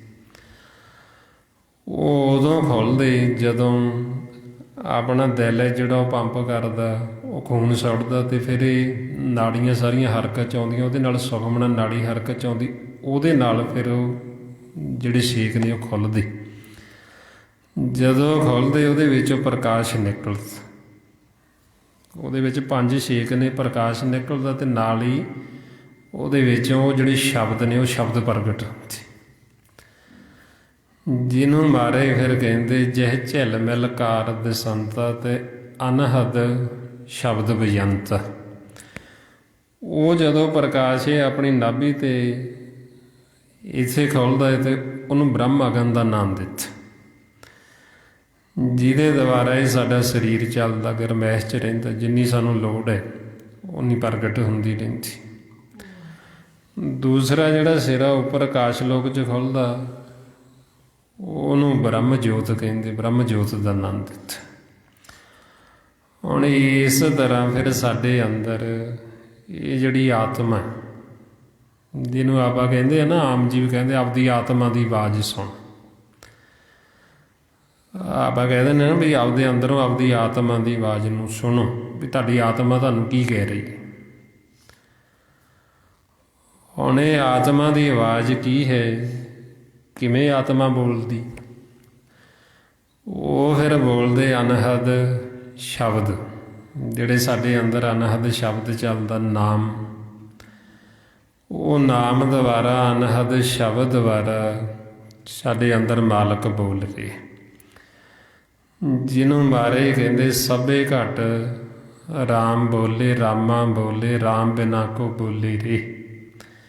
ਵੀ ਜਿੰਨੇ ਵੀ ਘਟ ਨੇ ਇਹ ਸਰੀਰ, ਚਾਹੇ ਇਸਤਰੀ ਦਾ, ਚਾਹੇ ਪੁਰਸ਼ ਦਾ, ਚਾਹੇ ਬੱਚਾ ਹੈ, ਚਾਹੇ ਬਜ਼ੁਰਗ ਹੈ, ਸਭ ਦੇ ਅੰਦਰ ਹੀ ਇਹ ਮਾਲਕ ਬੋਲ ਰਹੇ। ਕਿਵੇਂ ਬੋਲ ਰਹੇ ਹੈ? ਇਹ ਰਾਮ ਬੋਲ ਰਹੇ ਹੈ, ਆਤਮ ਰਾਮ, ਅਨਹਦ ਸ਼ਬਦ ਦੁਆਰਾ ਸਾਡੇ ਅੰਦਰ ਸਾਰਿਆਂ ਦੇ ਅਨਹਦ ਵਾਜੇ, ਅਨਹਦ ਧੁਨਾਂ ਚੱਲਦੀਆਂ ਨੇ। ਹੁਣ ਉਹਨੂੰ ਫਿਰ ਕਹਿੰਦੇ ਵੀ ਸਭ ਦੇ ਅੰਦਰ ਮਾਲਕ ਬੋਲ ਰਿਹਾ, ਪਰਮਾਤਮਾ ਬੋਲ ਰਿਹਾ। ਜਿੰਨੇ ਵੀ ਘਟ ਨੇ ਉਹ ਤੋਂ ਬਿਨਾਂ ਹੋਰ ਕੋਈ ਬੋਲਦਾ ਨਹੀਂ। ਸਭੇ ਘਟ ਰਾਮ ਬੋਲੇ, ਰਾਮਾ ਬੋਲੇ, ਰਾਮ ਬਿਨਾ ਕੋ ਬੋਲੀ ਰੇ। ਵੀ ਉਹ ਤੋਂ ਬਿਨਾਂ ਕੋਈ ਹੋਰ ਨਹੀਂ ਬੋਲ ਰਿਹਾ, ਉਹੀਓ ਬੋਲ ਰਿਹਾ ਸਭ ਦੇ ਅੰਦਰ। ਅਤੇ ਬੋਲ ਕਿਵੇਂ ਰਿਹਾ? ਇਹਨਾਂ ਸ਼ਬਦਾਂ ਦੁਆਰਾ। ਹੁਣ ਤਾਂ ਫਿਰ ਆਪਾਂ ਨੂੰ ਸਮਝਾਉਂਦੇ ਵੀ ਮਾਲਕ ਬੋਲ ਰਹੇ, ਸਭ ਦੇ ਅੰਦਰ ਬੋਲ ਰਹੇ। ਹੁਣ ਉਹ ਸੁਣੇਗਾ ਤਾਂ, ਜੇ ਸਾਨੂੰ ਇਹ ਸੋਝੀ ਹੋਏਗੀ, ਜੇ ਅਸੀਂ ਸਹਿਜ ਵਿੱਚ ਜਾਵਾਂਗੇ, ਜੇ ਸਾਡਾ ਮਨ ਧਿਆਨ ਦੇ ਨਾਲ ਸਹਿਜ ਵਿੱਚ ਸੁਣੇਗਾ, ਫਿਰ ਸਾਨੂੰ ਸੁਣਾਈ ਦੇਣਗੇ, ਨਹੀਂ ਤਾਂ ਸੁਣਦੇ ਨਹੀਂ। ਇਸੇ ਨੂੰ ਹੀ ਮਹਾਰਾਜ ਕਹਿੰਦੇ ਸੁਣਿਆ ਲਾਗੇ ਸਹਿਜ ਧਿਆਨ। ਵੀ ਜਦੋਂ ਅਸੀਂ ਅੰਤਰਮੁਖੀ ਹੋਵਾਂਗੇ ਅਤੇ ਫਿਰ ਅਸੀਂ ਸੁਣਾਂਗੇ। ਹੁਣ ਇਹ ਫਿਰ ਆਪਾਂ ਨੂੰ ਮਹਾਰਾਜ ਨੇ ਭੇਜ ਦਿੱਤਾ ਵੀ ਇਹ ਜਿਹੜਾ ਆਤਮ ਰਾਮ ਹੈ ਇਹ ਘਰ ਦਾ ਮੁਖੀ। ਇਹਨੇ ਫਿਰ ਉੱਪਰੋਂ ਸਾਰੇ ਨਿਗਰਾਨੀ ਰੱਖਣੀ ਹੈ। ਨਿਜ ਮਹਿਲ ਦੇ ਵਿੱਚੋਂ ਸਾਰਾ ਜਿਹੜਾ ਪਰਿਵਾਰ ਇਹਦੀ ਨਿਗਰਾਨੀ ਰੱਖਣੀ ਵੀ ਇਹ ਸਾਰਾ ਪਰਿਵਾਰ ਕਿਵੇਂ ਡਿਊਟੀਆਂ ਕਰ ਰਿਹਾ। ਫਿਰ ਇਹ ਜਿਹੜਾ ਇਹ ਆਤਮਾ ਹੈ, ਆਤਮਾ ਦਾ ਸੰਪਰਕ ਅੱਗੇ ਸੱਚ ਨਾਲ ਹੈ। ਆ ਸਾਰੇ ਚਾਰ ਛਪੇਰੇ ਸੱਚ ਹੀ ਸੱਚ ਹੈ। ਪਰਮਾਤਮਾ ਜਿਹੜੀ ਸਾਡੇ ਅੰਦਰ ਹੈ ਉਹ ਆਤਮਾ ਦੇ ਰੂਪ ਦੇ ਵਿੱਚ ਸਾਡੇ ਅੰਦਰ ਮੌਜੂਦ ਹੈ। ਹੁਣ ਇਹ ਆਤਮਾ ਦਾ ਅੱਗੇ ਸੰਪਰਕ ਪਰਮਾਤਮਾ ਨਾਲ, ਮਾਲਕ ਦੇ ਨਾਲ, ਸੱਚ ਦੇ ਨਾਲ, ਅਤੇ ਆਤਮਾ ਦੇ ਰੂਪ ਦੇ ਵਿੱਚ ਸਭ ਦੇ ਅੰਦਰ ਬੈਠੀ, ਜਿਹਨੂੰ ਮਹਾਰਾਜ ਕਹਿੰਦੇ ਨਿਰਮਲ ਕਾਇਆ ਉਜਲ ਹੰਸਾ ਤਿਸ ਵਿੱਚ ਨਾਮ ਨਿਰੰਜਨ ਅੰਸ਼।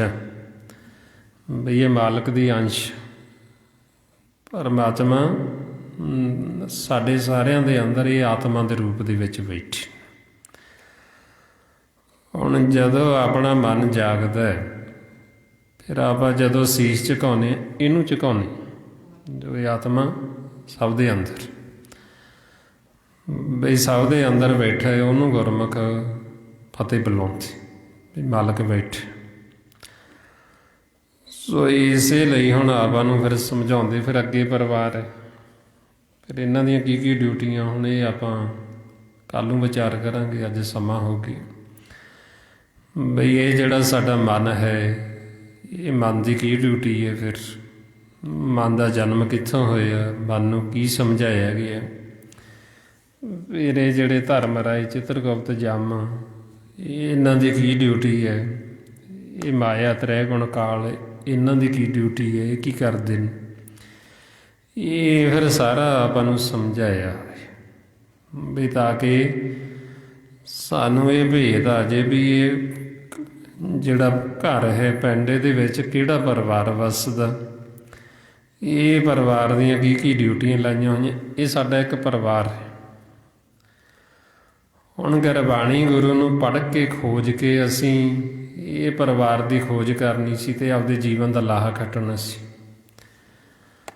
ਹੁਣ ਜੇ ਅਸੀਂ ਗੁਰਬਾਣੀ ਪੜ੍ਹ ਕੇ ਜੋ ਖੋਜ ਨਹੀਂ ਕੀਤੀ ਵੀ ਅਸੀਂ ਆਪਦੇ ਆਪ ਦੀ ਪਹਿਚਾਣ ਨਹੀਂ ਕੀਤੀ, ਅਸੀਂ ਇਹ ਪਰਿਵਾਰ ਦੀ ਖੋਜ ਕਰਨੀ ਸੀ। ਪਰਿਵਾਰ ਨੂੰ ਤਾਂ ਅਸੀਂ ਖੋਜਣਾ ਕੀ ਸੀ, ਇਹਨਾਂ ਦੀਆਂ ਡਿਊਟੀਆਂ ਤਾਂ ਜਾਣਨੀਆਂ ਕੀ ਸੀ, ਅਸੀਂ ਤਾਂ ਆਪਦੀ ਡਿਊਟੀ ਵੀ ਭੁੱਲ ਗਏ ਵੀ ਅਸੀਂ ਕੌਣ, ਅਸੀਂ ਕਿੱਥੋਂ ਆਏ।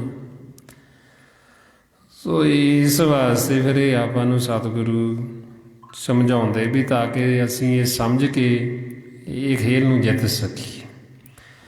ਹੁਣ ਇੱਥੇ ਤੱਕ ਲੱਗ ਗਈ ਜੀ ਸਮਝ, ਤੇ ਇਹ ਵੀ ਸਮਝ ਲਓ ਇੰਨਾ ਕੁ ਥੋੜ੍ਹਾ ਜਿਹਾ ਬਈ ਇਹ ਸਾਰਾ ਕੁਝ ਜਿਹੜਾ ਪ੍ਰਗਟ ਹੋ ਰਿਹਾ ਸੱਚ ਤੋਂ ਹੀ ਪ੍ਰਗਟ ਹੋ ਰਿਹਾ, ਪਰਮਾਤਮਾ ਤੋਂ, ਹੋਰ ਨਹੀਂ ਕੋਈ ਇਹਨੂੰ ਪ੍ਰਗਟ ਕਰਨ ਵਾਲਾ ਦੂਜਾ ਮਾਲਕ ਹੀ ਹੈ।